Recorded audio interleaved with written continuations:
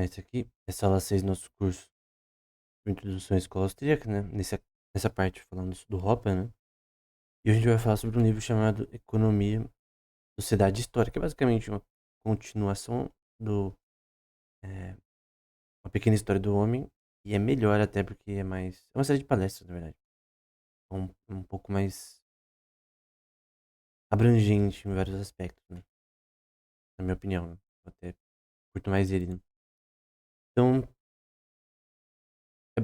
o começo é basicamente o mesmo objetivo, né? O foco é exatamente buscar tentar entender como civilizações se desenvolvem ao longo da história, né? Então, por exemplo, ele diz: passemos agora à terceira capacidade singular da humanidade.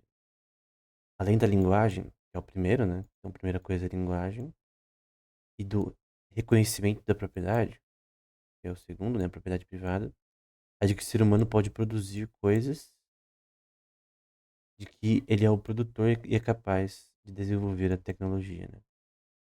Então, que aí vai para sociedades sedentárias, né? Que pode produzir agricultura, ferramentas, metalurgia, eventualmente, que vai para a idade de bronze e ferro, né? Então perceba que os animais, por exemplo, levam, por assim dizer, uma vida parasitária, no sentido de que jamais incrementam recursos no mundo. Eu não, eu não concordo exatamente, porque, por exemplo, tem pássaros que constroem ninhos, tem castores que também constroem seus lares.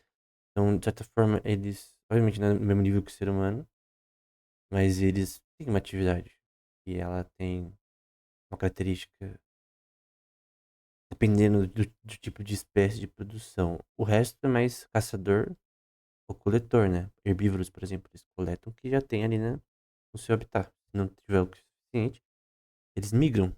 E muitos realmente migram, conforme o conhecimento que eles têm. Mas, no geral, é, alguns têm a capacidade de, é, corvos, por exemplo, e entre outros, de ter um nível de inteligência que permite que eles, em, talvez, num nível extremamente muito produtivo, eles produzam alguma coisa, produzam seus lares, suas tocas, etc. Então, não é exatamente tão fixo assim. É, cabe então aos seres humanos transformar a natureza de forma inteligente, utilizando em particular o intelecto e as mãos, né? Existem certos padrões de desenvolvimento da tecnologia que podemos perceber ao longo da história, né? Então, no Neolítico foi o desenvolvimento de materiais, ferramentas que poderiam ser úteis para cultivo, né?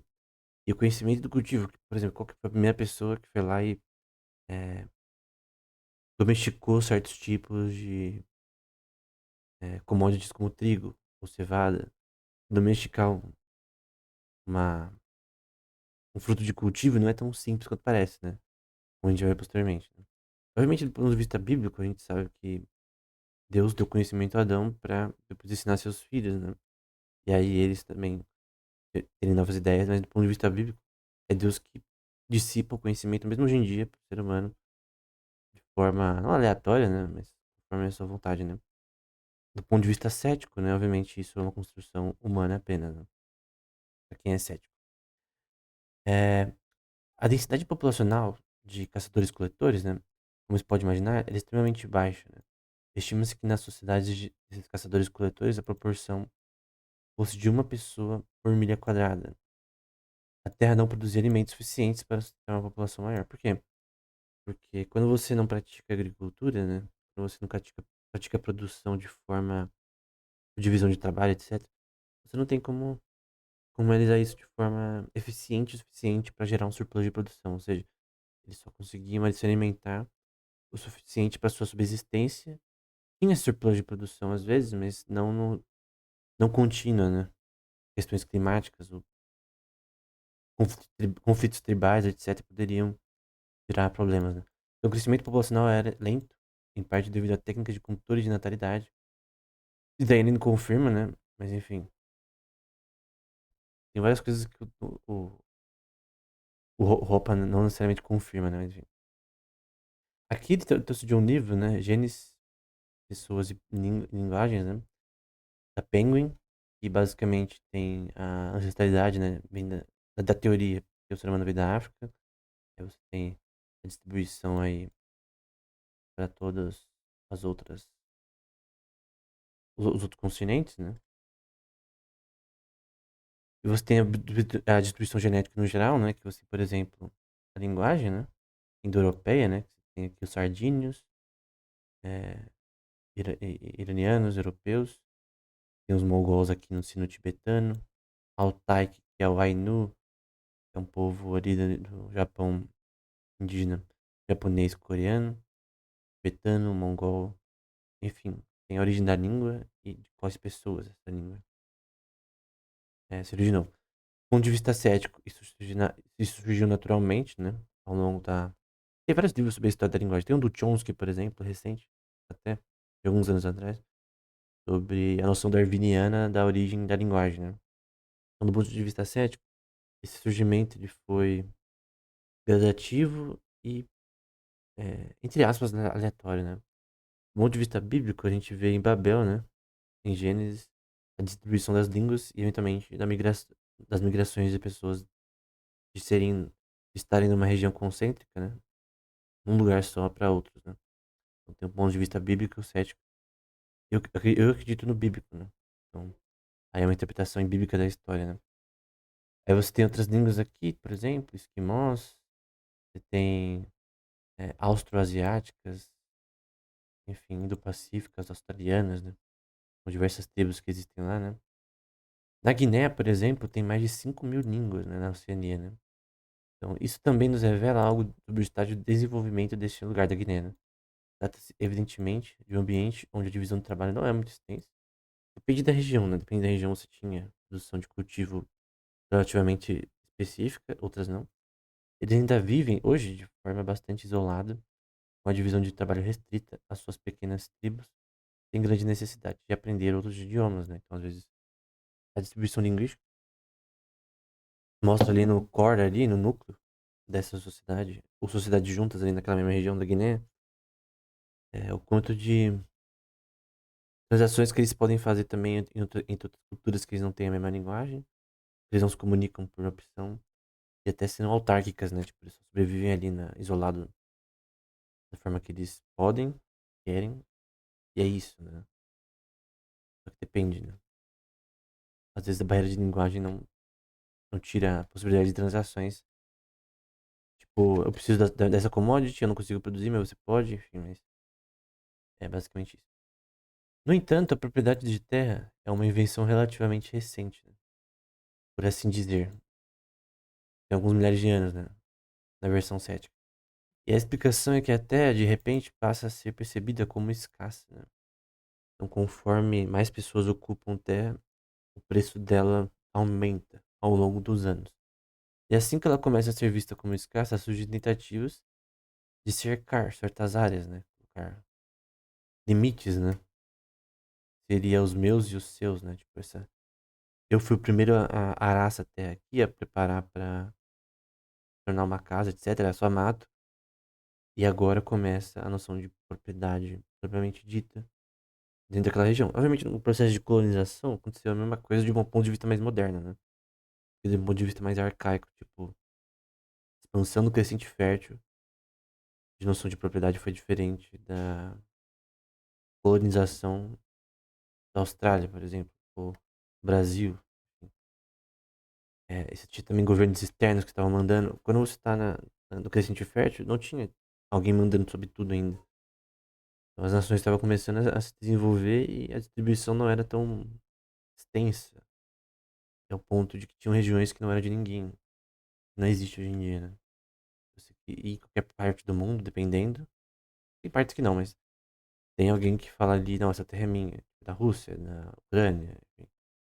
Mas teve momentos da história que ainda não era o caso, né? Teve um tempo até grande parte do mundo ser descoberto ou conquistado ou misturado a terra com trabalho ali para as pessoas morarem, né? Aqui é uma citação do livro do Jared Diamond, que eu citei na outra aula, que é o Germs, Guns and Steel, que eu descobri através das palestras do Charles Munger, do Warren Buffett, né? Então, basicamente, você tem quando as ovelhas e cabras foram domesticadas, por exemplo, 8.500 anos antes de Cristo. Os porcos, né? A seda, na China, em 7.500 a.C. É, acho que, eu não sei como é turkey em português, mas é uma ave. E é uma ave, que é boa a carne dela, não lembro em português o nome, em 3.500 antes de Cristo. Entre também, além dos domesticar os animais, né? Tem o, o arroz sendo domesticado pelos chineses em um certo período, o milho na América. Nos Andes, as batatas, né? As batatas vieram dos Andes, né? E a Amazônia aqui, o manioc, que eu não sei que fruta é essa. Assim como as lhamas, né? O porco da Guiné. Você tem aqui nos Estados Unidos, oriental. Sunflower, não sei exatamente o que é. Mas, enfim, você tem vários. Café aqui na Etiópia. Você tem perdão, a cana-de-açúcar na Nova Guiné, em 7.000 antes de Cristo, mais ou menos. Banana também. Então tem várias coisas que você acha, não, é uma coisa do Brasil. Não necessariamente, tem que ver na história.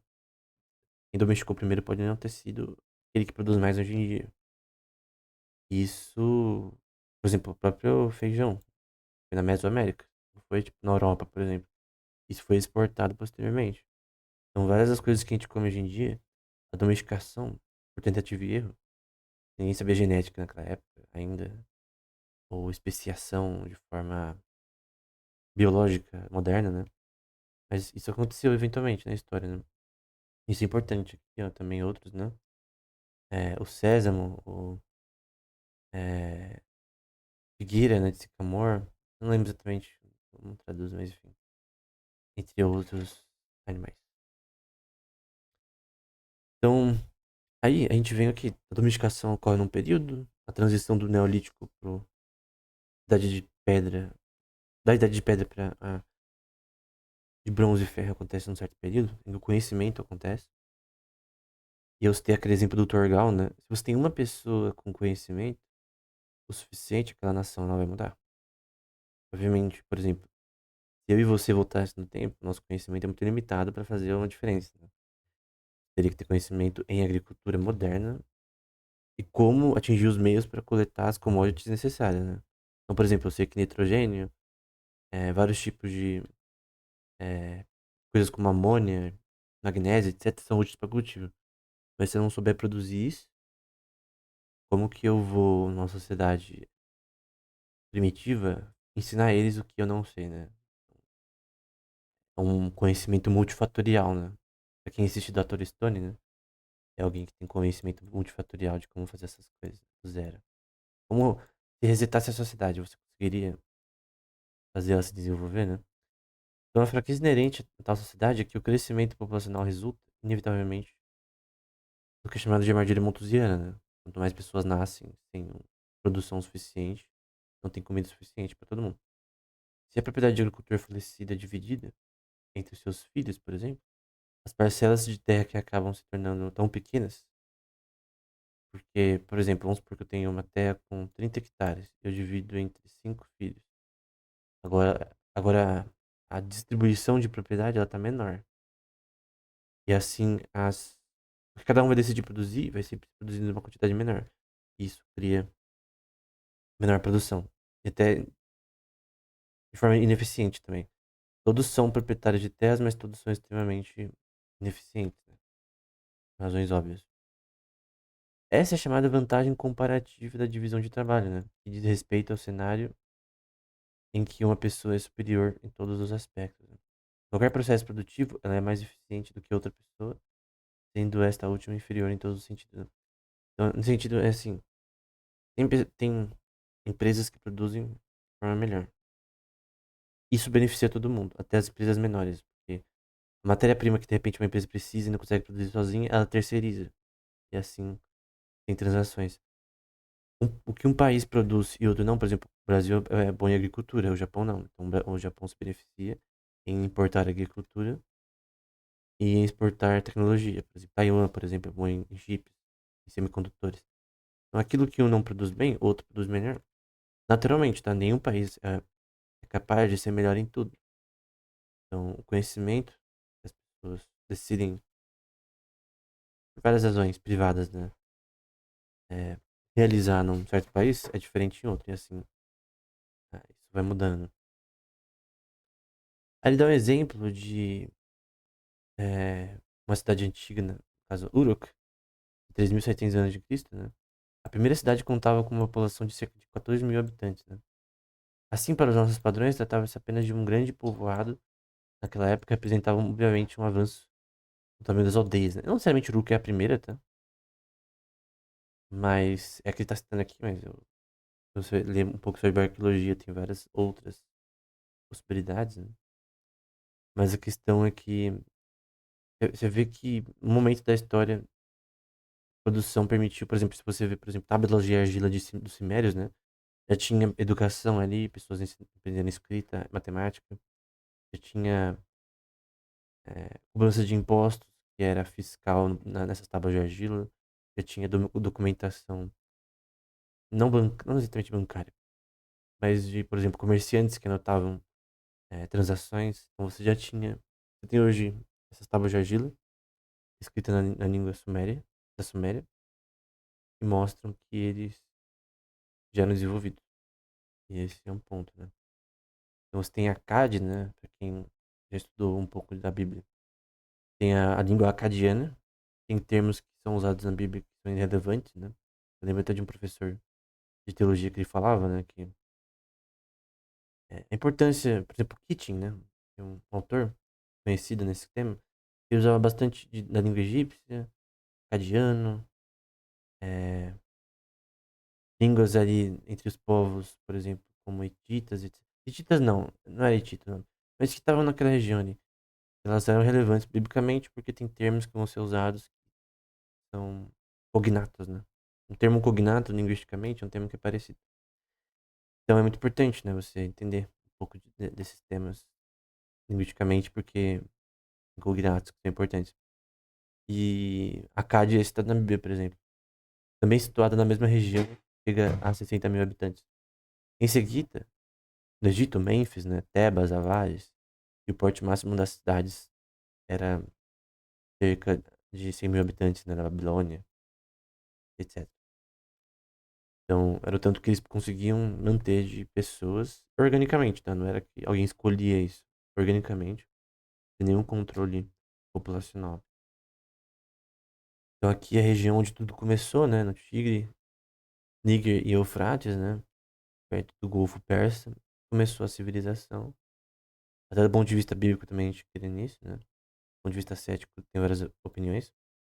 Mas, no geral, a sociedade começou a se desenvolver nessa região, né? Que você vai ver que tem vários rios, tem vários lugares que são bons para plantação. E aqui a Babilônia, por exemplo, é, tem Ur dos Caldeus, onde Abraão viveu, né? Depois foi de lá para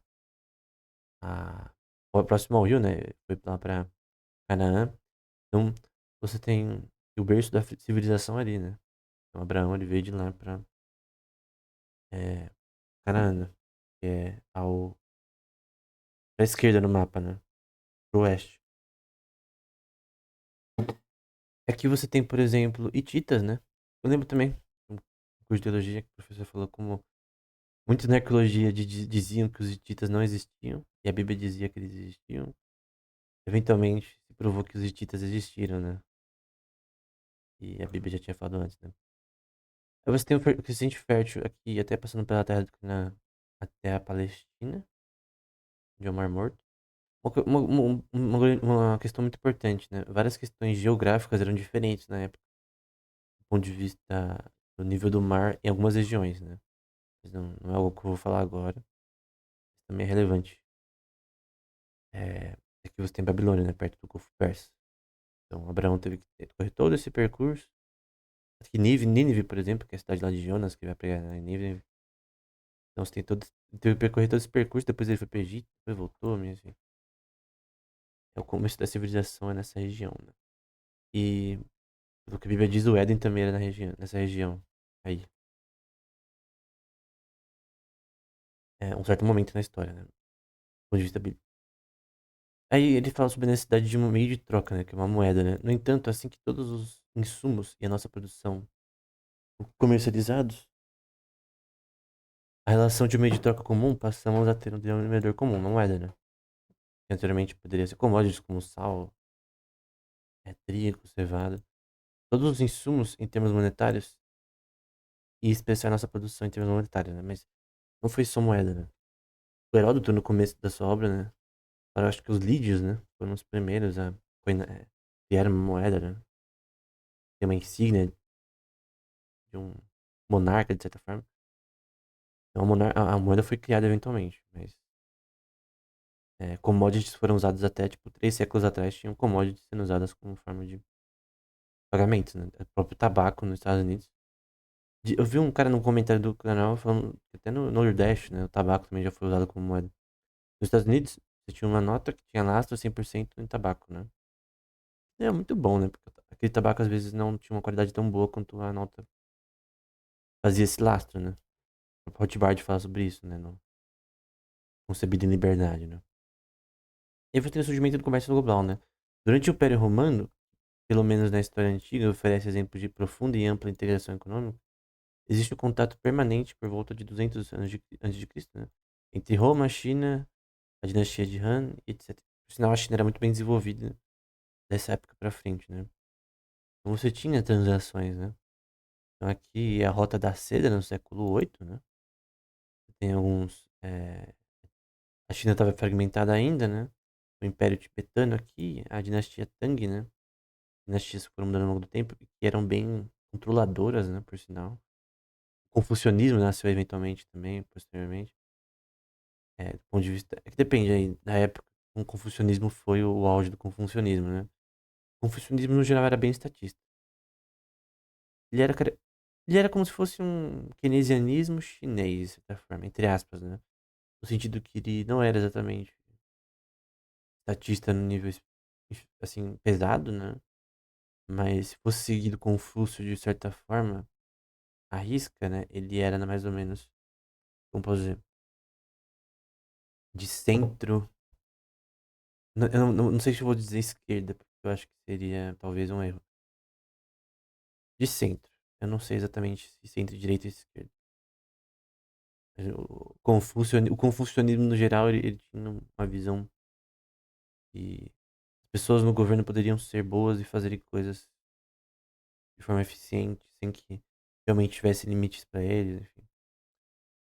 Aí você tem o mar do sul chinês, muito importante para a pesca, né? A China, muito importante para a agricultura, né? Os primeiros governantes na China criaram canais também, tem na sua história do Xige, né? Eles criavam muitos canais para fazer mais agricultura, porque senão tinha crises econômicas. Aí tinha pessoa que fazia canal errado, aí mal visto na história. A China tem vai muito disso, né? Tem muitos canais de irrigação ali, naturais, né? Mas essa rota da seda, ela permitia transações, né? Internacionais. E é isso que acontecia, né? Então você tem outra imagem da rota da seda, né? Aqui você vê o Cazaquistão, por exemplo, o Turcomenistão, que é hoje em dia, né? O Kirguistão, Tajiquistão, e você vê transações indo aqui até a Turquia, né? Passando pelo Mar Cáspio e pelo Cáucaso até o Mar Negro, né? E você tinha rotas aqui, por exemplo, da Índia, que poderiam passar aqui até o Mar Vermelho. Embora aqui não tinha o canal de Suez ainda, né? O canal de Suez ele foi aberto no século passado, no começo, e permitiu. Ele basicamente criou uma rota. Ele basicamente tinha um rio aqui, certo? O mar. O Mar Vermelho vai até aqui, só que depois tinha terra. E aí abriram essas terras e conectaram para o Mar Mediterrâneo. Então hoje em dia, pega o barquinho aqui, vai até. Foi pro Mar Vermelho. Pega o barquinho aqui e você consegue passar por aqui. Um processo, né? Você tem que pagar e tal, mas no geral. É isso, né? Foi uma coalizão internacional aí. Tem até o cara, um dos principais engenheiros que fizeram isso, né? O canal do Panamá também foi tem a mesma importância, né? O canal do Suez e do Panamá extremamente importantes, né? Mas naquela época não existia. Eu não sei se nem seria possível eles fazerem na época, né? Não sei se era possível. Então, aqui é um panorama maior da Rota da Seda, né? Então, hoje em dia conecta até o mar Mediterrâneo. Então, naquela época você poderia fazer o quê? é mais caro, né? Vamos supor, eu quero vir da China ou da Índia, ou aqui do Golfo Pérsico, e por terra é caro, né? Pode ser roubado e tal, uma forma mais fácil, né? Tu passa pelo Estreito de Hormuz aqui, tu sobe, perdão, Estreito de Hormuz não. Você passa, o Estreito de Hormuz é aqui. Você passa aqui na entrada do Mar Vermelho,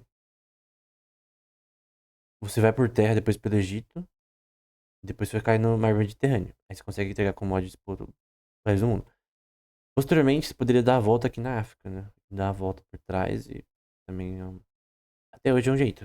Depende da estratégia logística aí, mas basicamente é isso, né? Aí, por exemplo, um exemplo de moeda, né? Assim, por cerca de 800 anos, aproximadamente 800 anos, né? De 300 depois de Cristo até o século XII, a moeda mais popular era produzida em Constantinopla, né? No Império Romano Oriental, né? Conhecida como sólidos obesantes. Essas moedas adquiriram reputação de serem as mais confiáveis e íntegras, né? Por quê?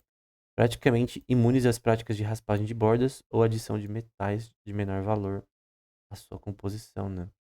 Então a noção de que uma moeda, por exemplo, Xenofonte, no livro que é traduzido em inglês como Ways and Means, a versão que eu li, tem várias traduções, né? Mas Xenofonte, Ways and Means, ele fala, por exemplo, no começo, como a prata de Atenas era a mais pura, né? E por isso daria o seu valor, né? Eu não sei confirmar se era mesmo a mais pura, mas ele disse que a de Atenas, na época que ele vivia, era mais pura. Então, se tinha já técnicas de fazer, de ver isso, né? Da pureza da prata ou do ouro.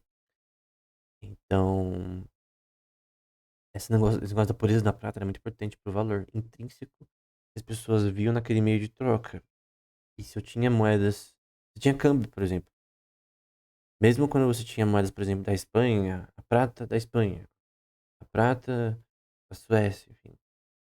Naquela época, obviamente, era outro nome. É,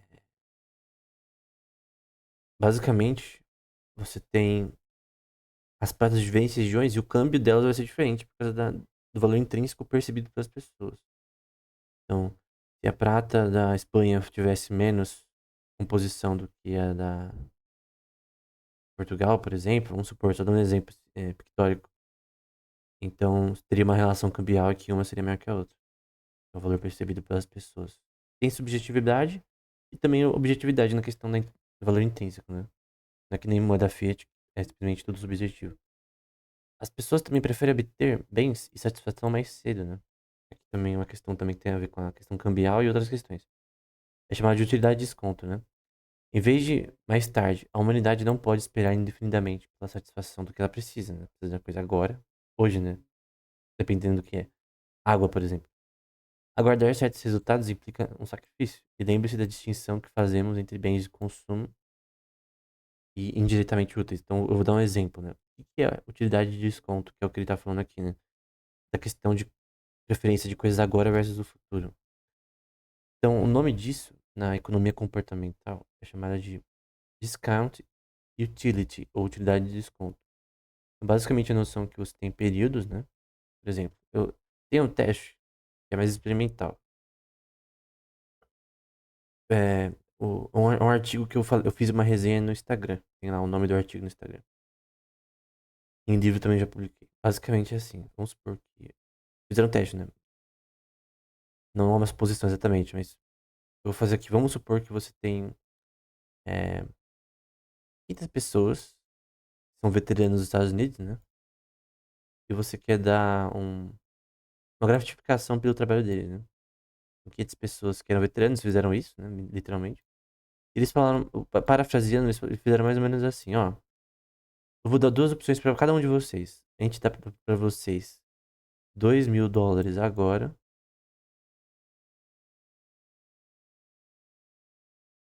Ou 5.000. Foi mais dinheiro do que isso, né? Mas vamos supor que dá 5.000 daqui a 20 anos. Eu coloquei errado ali. 2.000 agora ou 5.000 só que daqui a 20 anos. Só que esse daqui vai ser agora. Aí veio um cara lá do investimentos, lá do YouTube, né? Cara, aqueles cara que faz curso de investimento e tal. Não tô falando dos bons, né? Tô falando daqueles que é mais popular, assim. Ele vai falar, não, aí você tem que esperar, cara, porque 5 mil daqui a 20 anos. Vamos supor que fosse ajustado pela inflação, vamos supor. Pra ficar melhor. Ou vamos ajustar pra inflação. Não, mas esse 5 mil daqui a 20 anos, ele vai ter uma utilidade muito maior pra você, você pode reservar e tal. Cara, as pessoas, elas têm uma noção de temporal, né? Preferência temporal. 22 mil agora, você pode gastar agora. 5 mil, daqui a 20 anos, você não sabe nem se você vai estar aqui, né? Então, a questão é muita incerteza sobre daqui a tanto tempo. Mesmo se fosse 5 anos, se não me engano, foi menos tempo. A questão é que as pessoas, quando você faz esse teste, fizeram de fato, como veteranos, dando um valor menor agora versus maior no futuro, eles preferem algo agora do que no futuro. Obviamente, isso até impacta o mercado de investimentos, que as pessoas preferem, por exemplo, um título de. Assim, tem o próprio livro do George Soros e o livro do Benjamin Graham nesse tema. Eles falam, o Soros no Alchemy Finance e o Benjamin Graham no Security Analysis. No geral, um título do governo de 10 anos, o título é um investimento no governo. Chama bond, né? Um título de 10 anos do governo dos Estados Unidos, que é o padrão, ele normalmente dura no máximo 3 meses para ser vendido. Às vezes pode ser mais, mas ninguém fica segurando 10 anos um título dos Estados Unidos. Não existe. Pode ser que pessoas fazem isso, mas no geral a maioria sai dele alguns meses, até semanas, em média. Então, o cara fala, não, vou investir no Brasil, num título, tesouro. Tipo, é comum, por exemplo, já viu o Buffett falando que eles colocam parte do capital de reserva deles no tesouro americano. Isso é comum. Então, vamos supor, eu tenho parte do que eu não vou investir agora, tenho reserva de capital mesmo. E o que eu vou fazer então? Eu vou poupar, né? Só que para poupar e render mais, eu vou deixar no tesouro. Posteriormente eu posso gastar, mas caso eu não gaste, tá no tesouro. Tá seguro ali. Não vai ser um hedge contra a inflação, mas no geral vai render um pouco mais. Então é comum você deixar no tesouro caso precise, posteriormente. Empresas fazerem isso, né? Agora, do ponto de vista pessoal, você fazer isso. É, você tem uma chamada de curva de yield, né? Que provavelmente pode te permitir, na verdade, perder ao longo do tempo em relação à inflação. Você pegar longo prazo. A curva de yield basicamente vai te falar o quanto você ganha na prática, no geral. É a curva de flutuação desses títulos, que vai variando. Se ela for abaixo da inflação, você perdeu. E aí o investimento mais seguro, na verdade, não foi tão seguro quanto você pensou. Então, por exemplo, é melhor você juntar para comprar um carro da hora daqui a 10 anos, ou você pegar um empréstimo e pagar ele em 30 anos, né, sei lá. Mas usar ele agora, né? Então, a questão é que às vezes a pessoa precisa do uso daquela coisa agora, não no futuro, né? Esse é um ponto. Então, consumo e poupança, né? Também tem a ver com isso, né? Essa questão associada à questão de preferência sobre usar coisas agora ou no futuro. Esta restrição ao consumo, que se chama poupança, possível é o que chamamos de poupança e a transferência dos recursos poupados é chamada de investimento, né? Então, quando você acha que tem algum meio que você possa gerar mais capital, ou até algo melhor para você em questão de utilidade, né?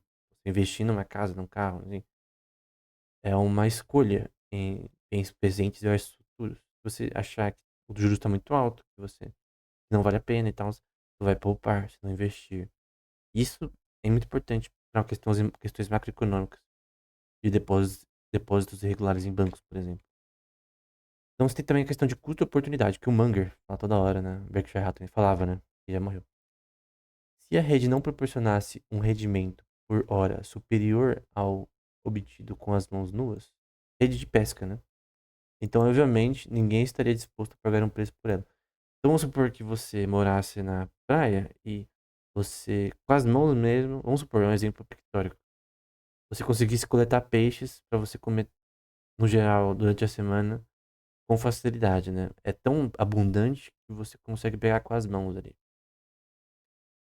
En- então, do que, pra que adiantaria alguém vender peixes localmente? Nada. É basicamente de graça. O que faria sentido? Alguém com redes pegar peixes e vender fora daquela região. Exportar para outros estados. Por quê? Porque localmente a utilidade marginal do peixe é muito alta. Ou seja, tem muito. Então por isso ele é mais barato, ou talvez até de graça, praticamente, nesse exemplo específico. Então, se você vende para fora onde o peixe está escasso, aí você vai fazer dinheiro. Então, é basicamente essa a ideia. Custo-oportunidade. Se o barco de pesca de arrasto não prometesse um rendimento por hora maior que a rede, então ninguém usaria barco. As pessoas só usam formas de produção maiores, né? Mais eficientes, porque há um ganho monetário com isso.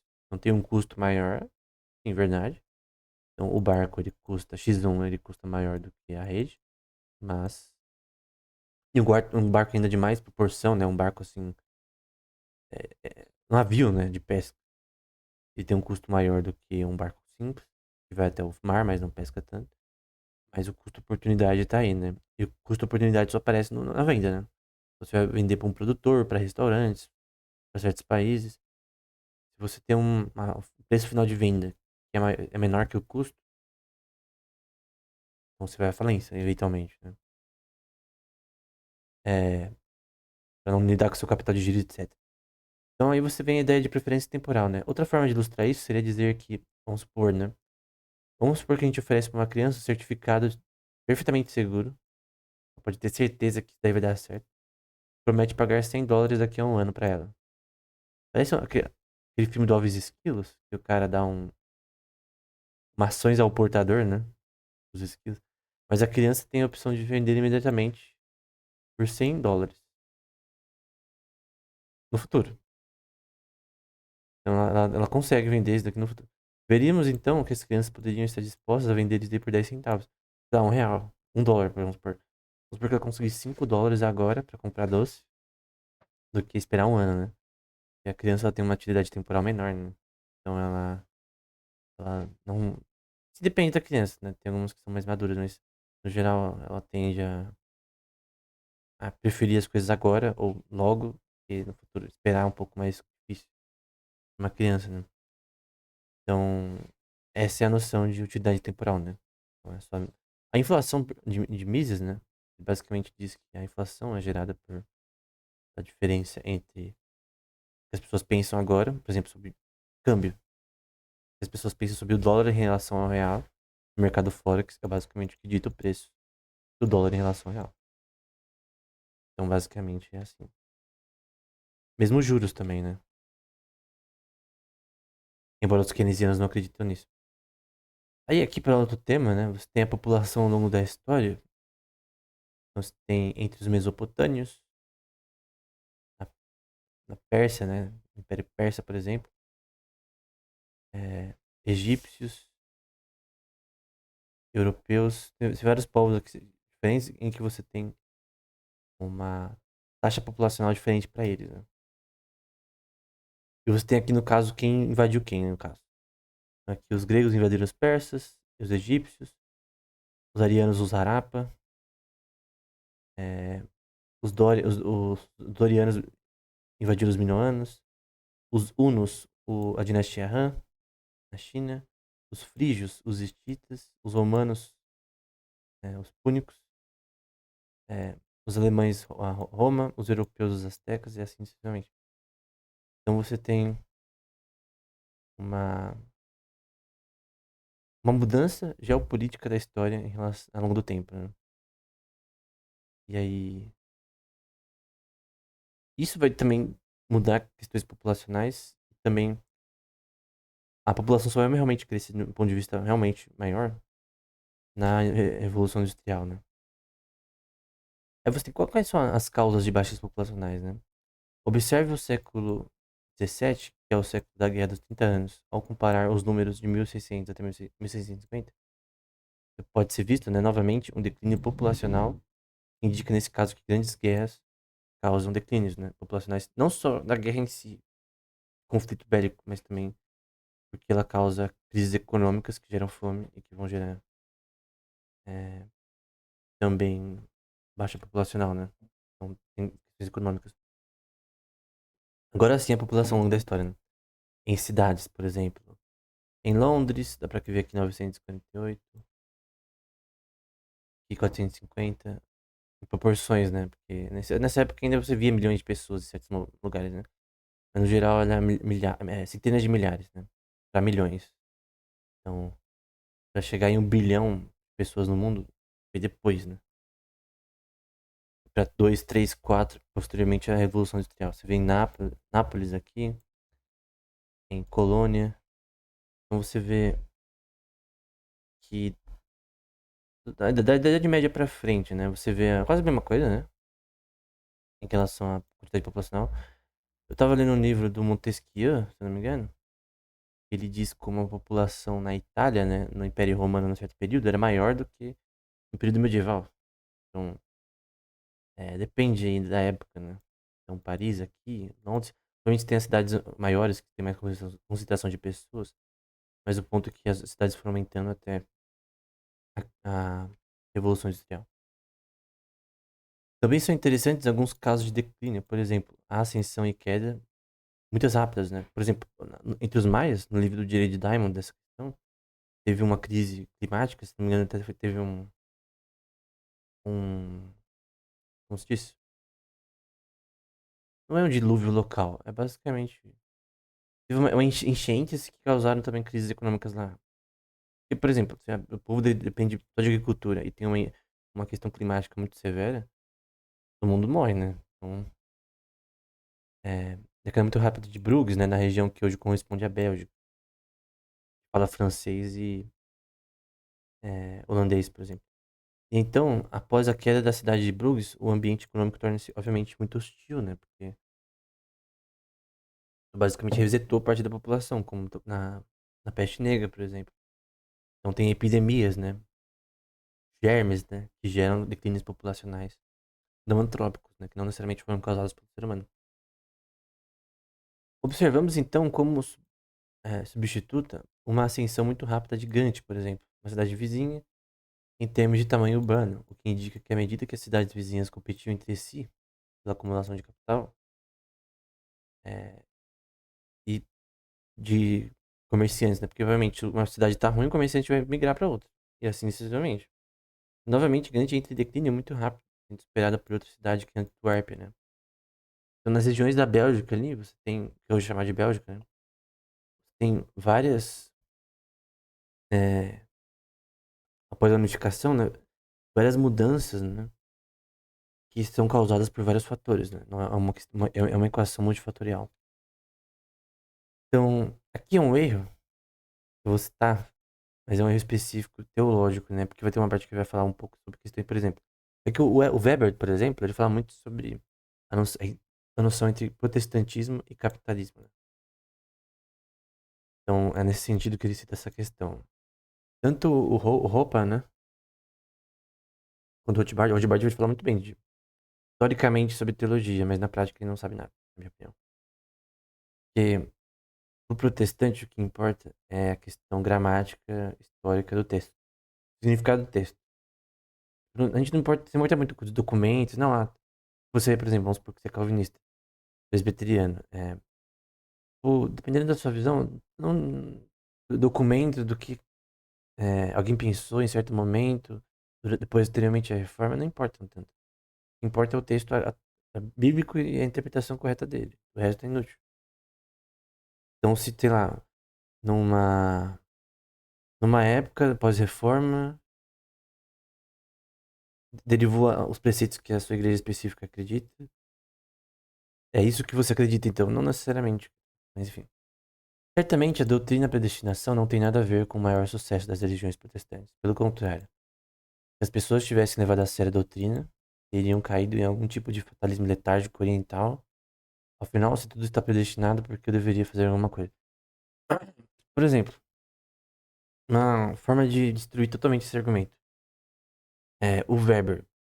Pelo menos a forma que as pessoas interpretam o Weber.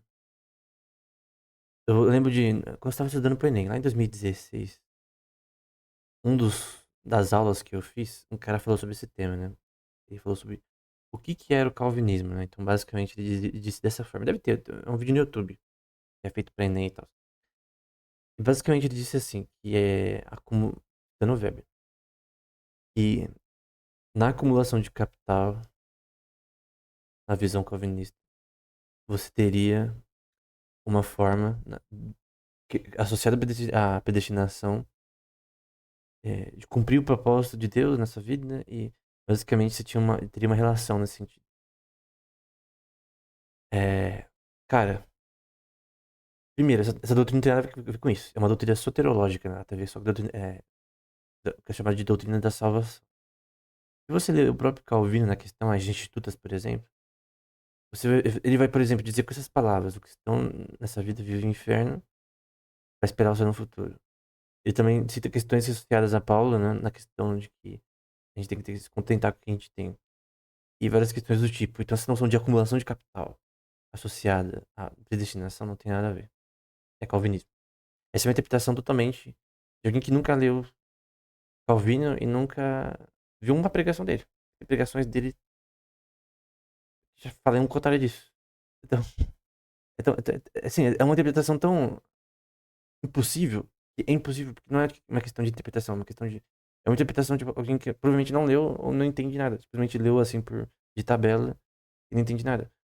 A doutrina apenas tem a ver com a questão de que Deus elege pessoas e isso não é mérito das pessoas. Efésios 2:8, por exemplo. Caso a fé ela vem gratuitamente, pela fé sois salvos, né? Não vem de vós, não de Deus. O que isso significa na nossa vida? Do ponto de vista prático, das coisas que a gente faz? Nada. Porque no fim, só tá dizendo que o mérito não é humano na salvação, é isso. Isso não muda nada em relação à sua expectativa da volta de Cristo ou o que você vai fazer hoje e amanhã. Porque basicamente, Jesus mesmo disse que ninguém sabe a hora que o Filho do Homem vai vir. Ou seja, você pegar a doutrina da predestinação e falar isso daqui é simplesmente impossível, cara. Você basicamente não sabe essa doutrina. E por sinal, essa doutrina ela não depende de questões históricas de interpretação. Ela depende de você ler Romanos 9, por exemplo, e interpretar o texto. Do ponto de vista protestante, a gente acredita em só a escritura, né? Ou seja, você só precisa ler o texto e entender o significado. Então, eu não preciso das institutas para entender calvinismo. Eu só preciso de Romanos 9 e diversas outras passagens que falam sobre o tema. Romanos 8 também é importante. O livro de Romanos no geral. Então, eu não preciso ler Agostinho para entender sobre o tema. Embora ler o livro que, por sinal, a visão de Calvino nas institutas e a de Agostinho são praticamente idênticas. Especificamente em predestinação. É quase idêntico. E eu creio que, lendo os dois recentemente, no fim do ano passado, eu vi que os 5 pontos do calvinismo, eles batem com tanto Agostinho quanto Calvino. Então, enfim. Essa interpretação do Hoppe é totalmente impossível. Do calvinismo, que por sinal não depende de Calvino. Tanto que no prefácio ao comentário em Daniel, do livro de Daniel de Calvino, ele diz que esse negócio de calvinismo é totalmente idiotice, né? Usar esse nome, tá usando o nome dele de forma esquisita para uma doutrina que existia antes dele nascer. Não tem lógica chamar disso, mas enfim, as pessoas chamam disso hoje. Mas no fim é só, tipo, uma questão linguística, né? Essa doutrina é a doutrina que Agostinho disse e também que a igreja primitiva acreditava, e principalmente que a Bíblia diz, não importa quem na história disse, deu nome aos bois, né? Então, mas essa noção tem alguma conexão dela com o capitalismo ou alguma noção dela com é, esse ponto aqui que ele está dizendo, não tem lógica. Então, não tem lógica. Exemplo prático, né? Então, Romanos 9:9, né? Porque a palavra da promessa é esta: por este tempo viria a Sara e teria um filho, e não somente esta, mas também Rebeca, porque não tendo eles nascido, né? Esaú e Jacó, nem tendo feito bem ou mal. E coloca uma razão para isso, para que o propósito de eleição ficasse firme, né? Não por causa das obras, mas porque aquele que chama foi dito. O maior servirá ao menor. Ou seja, Jacó ter sido escolhido e não Esaú, tem até uma passagem que diz: odiei Jacó, mas amei Esaú, que está sendo citado aqui no Antigo Testamento. Não é aborreci, é odiei, tá o termo. Correto. Então é eufemismo. É, não foi porque Jacó seria mais bonzinho no futuro. Que é uma noção de predestinação condicionada. É, é porque realmente Deus escolheu Jacó e o critério é de Deus e não está em Jacó, não está nas suas boas ações futuras ou coisa do tipo. Pelo contrário, as boas ações futuras de Jacó foi Deus que fez nele ele ser daquela forma, né? Eu não sei nesse sentido. É Deus que faz o ser humano ser bom, né? Até Agostinho diz, né? É, o que eu tenho de mal vem de mim, o que tenho de bom vem de Deus, né? É uma passagem. Eu até citei no curso de teologia do canal. Mas a questão é, isso que é a doutrina da predestinação. Não tem mérito humano na salvação, e é isso.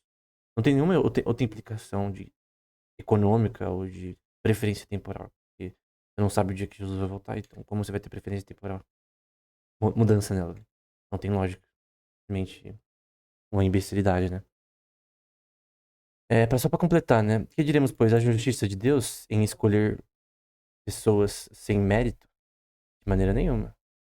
E ele faz o que ele bem quiser, né? Por exemplo, ele diz a Moisés: compadecer de quem eu quiser. Assim, pois, não depende de quem quer, nem do que corre, mas de Deus que compadece. Ou seja, o pecado é do ser humano, a culpa é dele, então ele tem que ir pro inferno. Ele não quer em Cristo, mas quem faz ele crer é Deus, e no caso, é, Deus faz um grupo de pessoas que só ele sabe crer eventualmente. Então, basicamente, essa é a ideia. Predestinação, né? E não é injustiça. O texto mesmo tá falando, não é injustiça da parte de Deus. E, basicamente, o que o Paulo tá dizendo é que vamos supor que alguém levantasse uma teoria que Deus tá sendo injusto, né? Pelo contrário, né? Tá... É melhor do que não salvar ninguém, né? Senão ninguém seria salvo, né? E outro texto que refuta também. Porque quando ainda estávamos convosco, vos mandamos isto. Se alguém não quiser trabalhar, também não coma. Enquanto ouvimos que alguns entre vós andam desordenadamente, etc. Então esse texto já acaba com a questão. Basicamente está dizendo que o que o Hope falou foi isso, né? Que a doutrina da predestinação, que é uma doutrina bíblica, estaria afirmando isso daqui, né? Se tudo tivesse predestinado, porque eu faria qualquer coisa. Mas aqui está dizendo o contrário, né? Na verdade, você tem que produzir de alguma forma para sua sobrevivência. Isso é normal. Até o próprio Lutério tem uma noção associada a ele. Peraí. Que é associada à noção de uma visão diferente de trabalho em relação à visão anterior medieval, né? É uma visão mais como um presente de Deus do que um ônus, né? Então, eu lembro de um artigo que eu li sobre isso, da visão de Lutero sobre trabalho, né? Enfim, até Lutero fala, né? Que você tem algum. Falando sobre esse texto, né? Se você tem alguma um tipo de habilidade, né? Algum tipo de coisa que você é bom, foca nisso, porque é isso que você tem que produzir, né? É isso que Deus te deu pra você é, produzir, né? Sustentar, né? Com aquilo que você gosta de fazer, né? Então, é interessante isso, né? Agora, para sociedades feudais, né? O feudalismo tem uma reputação muito ruim e também merecida. O contrato entre senhores de terras e arrendatário, que são pessoas que alugam terras, geralmente estabelecia que o senhor fornecia uma proteção e o arrendatário trabalhava para ele por um determinado período. Normalmente, reis poderiam fazer land grants associados a isso, né? Então, eu te dou essa terra aqui, vai ser meu vassalo, vou coletar impostos de você e da sua produção, mas ao menos você está nas minhas terras, caso dê merda, é, você vai ter ajuda. Então, o benefício do vassalo, que tem uma quantidade de terra dada a ele, é esse, né? Se der merda, eu vou ter ajuda. Além disso, em caso de conflito, o arrendatário também estava disposto e preparado para lutar pelo seu senhor, né? Naquela época, a lei era considerada algo dado, né? Given, né? Aqui um exemplo, né? Aqui se aprende na escola também, né? Você tem. Assim, só que um ponto, isso aqui muda de região para região, né? Tipo, idêntico em todos os tipos de feudos possíveis e inimagináveis em todas as regiões da Europa, né? Tem a igreja e o rei. Você tem os nobres, barões e bispos. Você tem as cidades, que tem lá os mercadores, etc. Você tem os lords, né? Que são os vassalos, né? Os cavaleiros. Normalmente com uma linhagem nobre também. Você tem os homens livres, né? Também os camponeses independentes. Você tem uma terrinha ali que é sua. Você construiu ali e tal. E os serfs, né? Por exemplo, na Rússia, né? Que eles eram feudalismo russo, né? Que eles eram meio que escravos, de certa forma, né? Até a liberação dos serfs. Mas essa é a ideia, né? Você tem lá no topo um grupo de pessoas que é basicamente uma relação consanguínea e monárquica. Eu já falei anteriormente, Montesquieu fala a mesma coisa, outros autores, que o monarquismo é imoral. O Locke, né, no primeiro tratado de governo, ele fala contra o monarquismo, usando a Bíblia, né? Que o monarquismo é imoral. O que também já ferra a aristocracia, e federalismo também, mas enfim. Hoje não é muito diferente, né? Só que a diferença é que não é a igreja nem o rei, é simplesmente uma elite política que é eleita e que a troca de poder, né, deles não é tão rápida, e que eventualmente eles viram um rei e viram nobres, né? Eles são reeleitos e tal. Então você tem uma nobreza feita de forma democrática, né? O que é contraditório, né? Aqui, por exemplo, a sociedade feudal, o mapa, né? Na Escócia, né? Que em determinado período na escola, da história, no norte, tinham muitas tribos, cara. Tem os Pictos aqui, que é o que eu mais conheço. Tem os Angus, é, Urós. Tem vários grupos aqui, tribais, que eram relativamente violentos, né? E mesmo o Império Romano ele não conseguiu invadir certas áreas aqui. Em outra aula eu mostrei lá, por exemplo, as muralhas de Hadrian, né? Foi o imperador que fez muralhas ali. Então eles não conseguiram invadir muito ao norte. Também porque não tinha muita coisa boa ali. E porque eles eram chatinhos, né? Em certos aspectos. Mas no geral eles poderiam conquistar o norte. Mas não valia a pena. O custo-benefício não valia a pena, né? Militarmente eles conseguiriam destruir o norte. Mas não valia a pena. Eu tava lendo um artigo analisando a economia do Turgal, né? Eu acabei, eu acabei falando dos caledônios, né? Que é um povo daqui. E basicamente, nessa questão das muralhas, né? Você via que militarmente, quem invadiu esses caras deu um pau. Até com a reserva. No caso, o agrícola, né? Quando ele invadiu essas regiões aqui, o general romano, ele deu um pau em geral com reserva, né? Não foi difícil. A questão é, o Império Romano tinha recursos para dominar, mas manter ia dar muito. O custo-benefício não valia, né? Porque seria. Não valia a pena. Simplesmente não valia a pena. O custo-benefício não valia a pena. Essa é a razão do porque o Império Romano não quis conquistar o norte ali, né, do Reino Unido. Chama de Escócia, né? Mas enfim. Tem aqui sociedades feudais no Báltico, né? Então, tem aqui os Silonianos, né? Semigálios, né? Lituânias, né? Então, você tem o Prússia, né? Os prussos, né? Enfim, isso em 1200 depois de Cristo. Você tem as tribos germânicas, né? Em 52 antes de Cristo, né? Com os Morini, Menap, Nervi, na Bélgica, né? A Bélgica ela sempre foi dividida. Essa região que a gente chama hoje de Alemanha, até 2 séculos atrás, 3 séculos atrás, era muitos países, né? Que se uniram, unificaram na Alemanha. Tem um processo de unificação, depois mudou um pouco, mas no fim a Alemanha ela se unificou, eventualmente. Mas ela era bem dividida anteriormente, né? Você tem alguns que talvez você conheça, que é os anglo-saxões, também germânicos, longobardos, burgundiões, enfim, os nomes esquisitos aqui, eu nem conheço. Então, assim, a origem do povo alemão é no Rhine, né? Nessa região.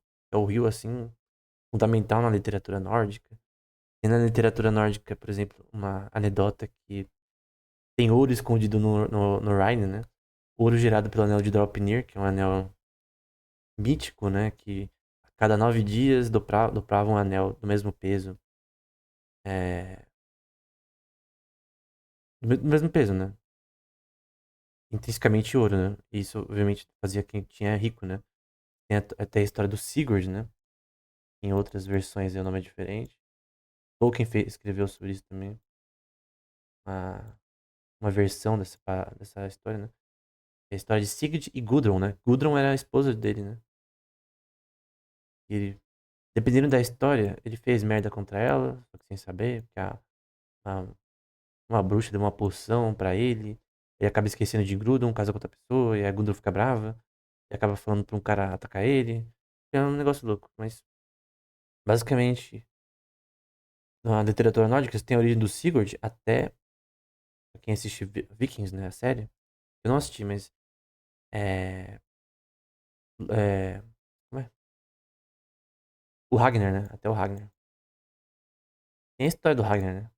Ele matou um dragão e tal. E eventualmente casou com a Kraka, né?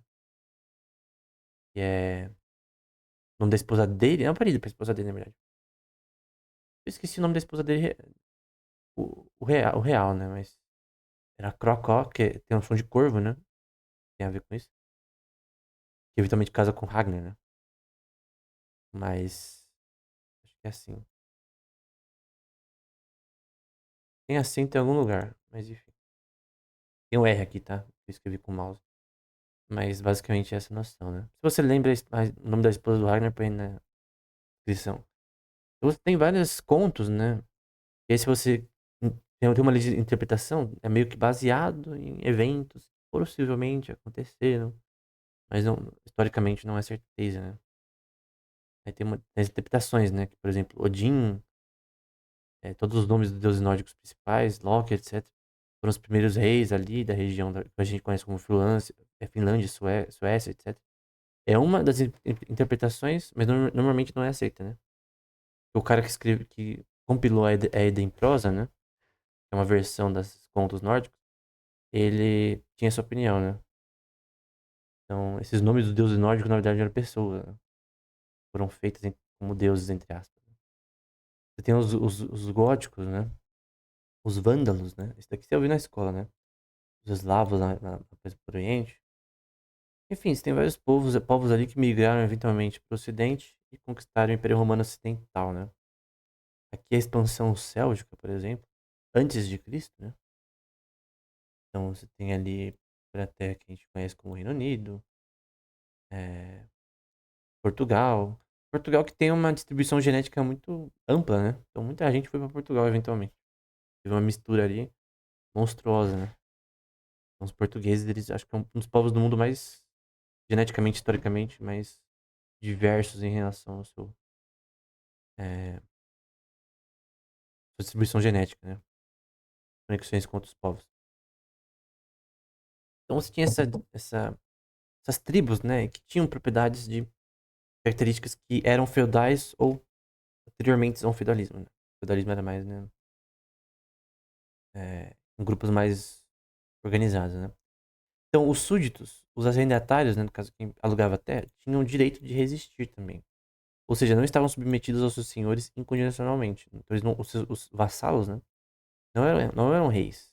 Eles instituíam as leis, mas se eles fizessem merda, os caras poderiam ir contra ele. Como eu disse, existia uma lei eternamente válida que protegia tanto o arrendatário quanto o senhor. Em questão de direito natural, né? E se o senhor violasse essa lei, os arrendatários tinham o direito de resistir. É claro que isso daqui é uma generalização, tá? No geral, era assim.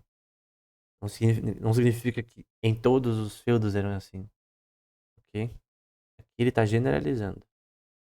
Ele faz algumas vezes isso no livro. Além disso, o rei não podia cobrar impostos, né? Dependendo do lugar, né, no caso. Impostos no sentido moderno. Sentido burocrático, de fazer uma burocracia. Existia na China. Na China existia. Tá falando que não existia, mas na China existia. O rei vivia das suas próprias propriedades. Na China, não. Na China não vivia. Assim como todos os senhores. Então ele tá falando mais da parte europeia, né? Ocidental. Em caso de guerra, tudo o que ele podia fazer é recorrer aos seus diversos nobres e pedir-lhes contribuição. Qualquer nobre tinha o pleno direito de recusar, e nada lhe aconteceria. Esse é um ponto. Não era uníssono em toda a Europa, e não era assim no Oriente, e não era assim na China, e não era assim nas Américas. Então ele está falando de uma sociedades feudais específicas. na Europa Ocidental, ok? Mais ao Ocidente. Em particular, trata-se de uma instituição. Agora ele vai definir o Estado, né? Em particular, o Estado trata-se de uma instituição que é também a instância decisória última em caso de conflitos. Ele faz as leis, né, e as executa. E como segundo elemento da definição, o Estado é uma organização que exerce monopólio de tributação. Ou seja, ele decide criar as leis e ele tributa as pessoas. Essa é a definição. Tributa de forma coerciva. Só que tem uma noção, né? O tributo só pode ser proporcional a consentimento das pessoas, né? Se as pessoas não consentirem com, sei lá, um certo ministro da Fazenda aumentando muitos impostos, elas têm o direito de se rebelar contra o governo que faz isso. Na França, por exemplo, antes do estabelecimento de uma autoridade real central, existia uma infinidade de casas de moeda, câmbio, né? Competiam entre si, buscando conquistar a reputação para quem produz a moeda melhor. Na Europa era assim, né? Todas essas casas da moeda concorrentes foram fechadas. Por exemplo, na história da China, no Xiji, tem um exemplo de pessoas que começaram a cunhar moedas sozinhos, com lastro em ouro, e outras coisas, e o governo falou, cara, vocês não podem fazer isso. Porque a gente vai fazer isso. A questão é, por que o governo, uma hora, na China, decidiu ele mesmo cunhar moeda? Porque isso dá mais controle pra ele. Sobre as pessoas. Não é porque é melhor. Não é porque é mais benéfico para as pessoas. E se as pessoas dissessem, não, a gente quer moedas privadas, né? Porque, por exemplo, existe moeda de ouro privada hoje em dia, mas você não pode pegar uma moeda de ouro e criar uma moeda com lastro e pagar por exemplo, uma consulta médica com esse dinheiro. Ou comprar pão. A não ser que a pessoa aceita criptomoedas, né? E uma criptomoeda específica tem lastro em ouro, mas não é o caso no momento, né? No Brasil a gente tem que chamar de legal tender, né? Então, basicamente, tem que pagar em reais. Então, não pode pagar em euros, então não pode pagar em dólares. Tem que pagar em reais. Senão, se a empresa não aceita reais, ela é presa. Ela, são presas ali. Tem um caso do russo-humano, né? Tretando com os caras, porque os caras tá fazendo preço em euro lá na- numa loja, né? Famosa, esqueci o nome daquela. Não sou muito conhecer esse tema, né? Mas era uma loja famosa. E basicamente. E uma loja internacional, né? Eles estavam fazendo preços em euros, né? E obviamente criou uma confusão também. E aí denunciaram, né? Enfim, o Código do Consumidor não permite, né? A conclusão de todas as minhas palestras, agora, conclusão de tudo que a gente falou, né? É que a instituição do Estado representa, de certa forma, um erro de desvio do curso normal natural da civilização. Todos os erros têm um custo e precisam ser pagos, né? Isso é mais evidente no caso de erros relacionados às leis da natureza, né? Então ele tá dizendo que as leis da lógica e do direito natural não permitem isso, né? Se alguém comete um erro em relação a elas, não conseguirá alcançar seus próprios objetivos, no caso, prosperidade e o avanço de uma sociedade, né? Então tá dizendo que a existência do mesmo não tem lógica, né? Prática.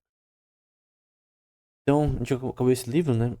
Quais são os pontos finais que eu devo colocar, né? Primeira, na minha visão, eu não sou tão radical, né? Eu sou mais tipo o Buchanan. Eu creio que o Estado, ele é necessário, só que ele, no sentido de que ele só precisa fazer uma coisa: criar leis e executar leis, mais nada.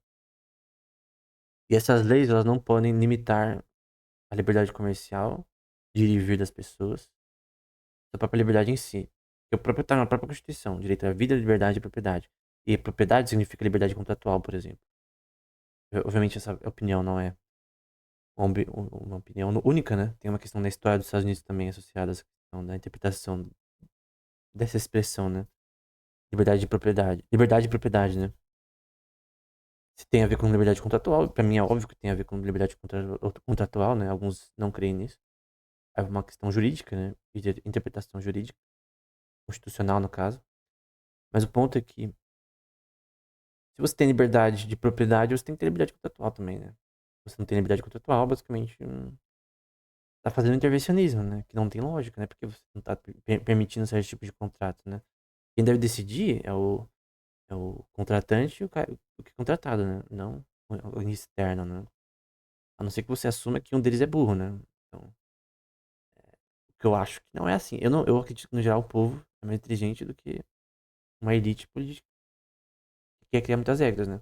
Nós temos alguém criando muitas regras, microgerenciar, então já tem um erro na legislação.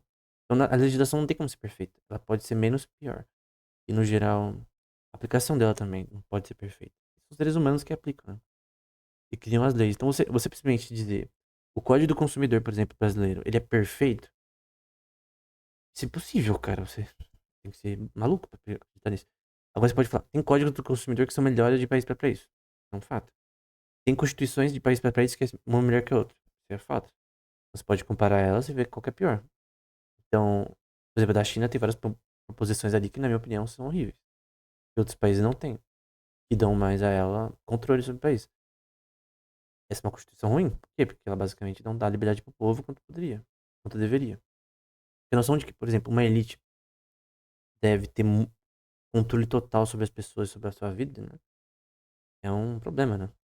Porque basicamente se o virar um parafuso a menos no presidente eleito e das pessoas eleitas no Senado, etc., corrupção, etc., conflito de interesse, dá merda, né? É um colapso da liberdade na sociedade.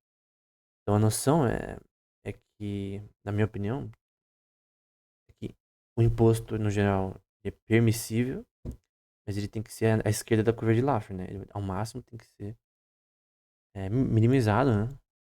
Por um governo, uma administração que busca ser justa, né? As pessoas têm que eleger pessoas que pensam assim, né? E se as pessoas elas têm direito de ficar muitos anos no poder, 4 anos, 8 anos, basicamente isso permite que ela de repente mude de ideia e aí ela começa a fazer o que é o contrário das pessoas. E como você tira aquela pessoa? Tem que fazer impeachment. Mas o impeachment às vezes não é possível, porque basicamente tem muitas pessoas do Senado pra fazer o impeachment. Eles têm deles pra isso, mas eles não conseguem impeachment. Mesmo quando a pessoa faz merda. É só se for uma merda colossal que dá o impeachment, né? É óbvio que essa pessoa não tá agindo para beneficiar o povo, né? E é óbvio, por exemplo, que a distribuição de votação de pessoas não é uníssona, né, ao redor do país. Então, eu prefiro muito mais o modelo dos Estados Unidos, que é por estado, né? Então, não é tipo número de votos apenas. É muito, número de votos por estado.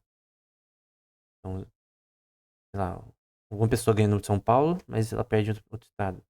E assim sucessivamente. E às vezes, mesmo que aquele lugar tenha menos votos, ele é mais impactante porque ali foi decidido, naquele estado, que pensa diferente de outros. Porque quando você tem uma decisão federal, por exemplo, o norte pensa diferente do sul, o sudeste pensa diferente do noroeste. As são diferentes. Então, quando você coloca uníssono, né, a votação, não vai representar realmente o que as pessoas pensam. Vai representar por número de pessoas é, que uma parte do país tem mais poder de decisão que outra. Então, uma parte do país ela tem mais capacidade de eleger uma pessoa do que outra. E aí a outra parte fica refém da outra parte do país, né? Porque, basicamente, mesmo se grande parte das pessoas ali votarem em uma certa pessoa, não vai eleger. Porque a outra parte sempre pensa o contrário. Então, aí não tem lógica, né? Como as pessoas que pensam diferente, mas a votação é uníssona, né? Então, eu creio que a votação no estilo dos Estados Unidos é melhor. Seu ponto, por exemplo, o Trump não ganharia se a votação fosse no mesmo estilo do Brasil no primeiro mandato que ele ganhou. Então, esse é um exemplo, né? Então é isso. Até o próximo episódio.